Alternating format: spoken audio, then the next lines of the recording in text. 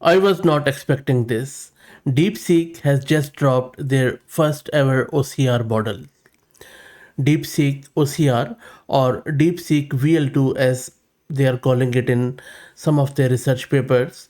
It is a vision language model designed to handle not only standard image to text OCR but also more complex scenarios such as document layout understanding, table chart interpretation, and visual question answering with text extraction. This is Fahad Mirza and I welcome you to the channel. Please like the video and subscribe and consider becoming a member as that helps a lot.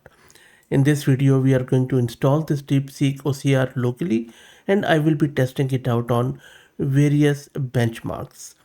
This model aims to go beyond simply reading characters to understanding the context in which they appear. For example, in diagrams, forms, or mixed visual environments. It also tries to preserve layout format as part of the OCR pipeline. I will be talking more about its architecture, but for now, let's get right into it for the installation. I am going to use this Ubuntu system. I have one GPU card NVIDIA RTX A6000 with 48 GB of VRAM. If you're looking to rent a GPU or VM on very affordable price, you can find the link to their website in video's description with a discount coupon code of 50% for range of GPUs. Okay, next up, let's git clone the repo of this and I will drop the link to it in video's description. Next, let's install all the requirements. And then we just need to run this script in order to launch the Gradio demo. In the first step, when you run it, it also downloads the model. As you can see, there is only one tensor of just under 7 gig of size. So let's wait. And the model is now running on our local host. Let me open it in the browser. Okay, so the demo is running. Let me select an image from my local system. I'm just going to select this image of an ad. This is an ad from some time back, as you can see. And then the model size, I'm just going to go with this one. There are other sizes too, but let's go with the Gundam one. And I want it to convert it to Markdown.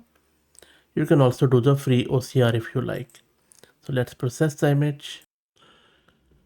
And there you go. I believe it has extracted everything, though it was a bit hard. As you can see, it is segregated into different boxes, but it has pulled the information from the layout and has displayed it correctly. I don't see any errors there. Okay, let's try out one more in terms of OCR. And in this case, I'm just going to go with an LaTeX one. And again, I just want to process it. So I'll just scroll down and click on the process button and we will, while it runs, let's check the VRAM consumption. So it is consuming touch over 15 gig of VRAM as it is fully loaded onto the GPU. Let's wait for it. Takes a bit of a time. Yep, there you go. And I'll just go up to see what happened. So there you go. And it is number 3. I'm just very quickly. Yep, there you go. So the LaTeX format, it has computed 10 points and all that stuff. This is compute and this is a function. And I'm just checking it in the real time. At a very quick skim through, looks pretty good to me. But let me know what do you think. Now, if you're wondering about this, what exactly this Gundam is and what that means, so primarily what happens is that this model is supporting different types of inputs. Like there are different families of model which include tiny, small, and base, and there is this Gundam. Gundam, I know that that is a long-running Japanese science fiction franchise, which is around giant humanoid robots. But maybe they have taken the inspiration from it. But as far as I can see, within their paper, it is a dynamic resolution mode used in the DeepSeek VL or DeepSeek OCR, and it combines multiple image tiles of size n into 640 by 640 with one high resolution tile of 1024 by 25. So this is primarily a hybrid setup that allows the model to process both fine details and broader context. So that is what this paper is telling us. And I will be talking a bit more about this architecture shortly. But for now, let's try out few more. It is a multilingual one, and by multilingual, it means that it can go with lot of languages from various European languages to Chinese, Japanese, and Korean. I don't see Arabic, but I will still try it out. But before that, let's try this handwritten one. So there you go, it has retrieved the text out of this image, and it is not bad at all. I think it is correct. So you see it has skipped this cross over, that is fine because we have crossed it out. Looks pretty good to me. Maybe I will also select an invoice first. This is an invoice, and I'm just going to ask it to uh, convert it into markdown. Let's go back up and see what it does. Should be fun. By the way, you can also install it with transformers, which I'm doing, but also you can serve it with VLLM. And here is a markdown table, and I believe it has done really good in terms of the invoicing and tabular data. If I quickly skim through it and check out all the values, not sure why it would print this NL, but let's go down to see what else it did. It has put in some of the notes and stuff. There you go. Yes, good. Okay, I think pretty good result for the size of the model. And now let's try out one more. I'm just going to give it this multilingual, and in this multilingual, if I just make it a bit bigger, it contains a lot of languages from Arabic to Hindi and some European languages. So let's see if it is able to do that. Yep, there you go. So what do you think? Visually checking, I think it can't do Hindi, it can't do Arabic, but European languages, it looks okay. So multilinguality is there, but it is not very broad. That is a bit of a downside. Okay, so that is fine. Let's see if it can deduce these charts. And interestingly enough, it has converted this chart into table, which if I quickly go through it, all the axis values are correct and the numbers also match with these charts. You see marker 1 is pretty high, 16.4. Look at the value. That is pretty intelligent. And now let's try to tease the model. This is a very old newspaper, which is even unreadable through naked eye, but I'll just try again to see if it works. I'll just click on process image. Let's see what model comes up with. Interestingly enough, from the top, it was able to extract some of the information, but of course, most of it is just, it's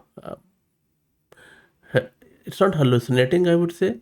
It is just trying to pull out some of the text, and where it cannot, it is just putting out the tokens or the marker tokens which it has. So I know that this was the hard one.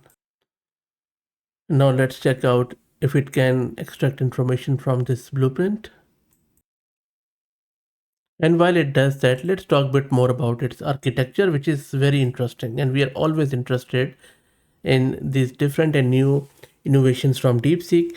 So at its core, DeepSeek OCR or VL2 uses a mixture of expert architecture for the language component. It activates only a subset of experts per token that enables efficient inference with fewer active parameters while maintaining strong capability. For the vision encoder, it uses a dynamic tiling strategy which adapts to high resolution images and different aspect ratios, splitting or tiling the input to capture fine visual details without excessive compute cost. The model's language side furthermore uses a multi-head latent attention mechanism which compresses the key value cache into latent vectors that reduces memory cache burden during inference. So which is pretty interesting in my humble opinion. And there are few new and innovative techniques which I have noticed in this paper, that it uses a dynamic vision tiling, which enables extraction from large format or irregular document. Also, the latent attention cache reduction lowers memory cost so that text extraction from images at scale becomes more practical. Multilinguality is there. I think looks like a solid model to me, and it is still working on that blueprint, by the way, taking a bit of a time. And it has come back, and I just got a blank there. Okay, let's finally do this driving license. And this time I have just gone with free OCR, and it has given me this text. Now this is all AI generated, it's not a real one. And I think this is a German because it's a Deutschland. But if I quickly look through visually, looks okay to me. But if you are a German speaker, please let me know. So look pretty interesting. I'm very um, sort of excited to see that DeepSeek is now moving into other modalities, other use cases, which is always a welcome sign. The model is quite good. It is, I won't say that, to be fair, it is very different to what we have already. And even in some cases, the performance is lower, for example, for the blueprint, but for charts and for the tabular data performs really, really well. And other OCR capabilities are also quite good. The only two things I would say that on a very, very hard images, it struggles. Plus, multilinguality is bit limited. Other than that, looks pretty good. Let me know your thoughts. Please like the video and subscribe and consider becoming a member, as that helps a lot. I also want to introduce you to the sponsors of the video, who are Agent, which is the world's first multi-agent workforce desktop application which empowers you to build, manage and deploy a custom AI workforce. Thank you for all the support.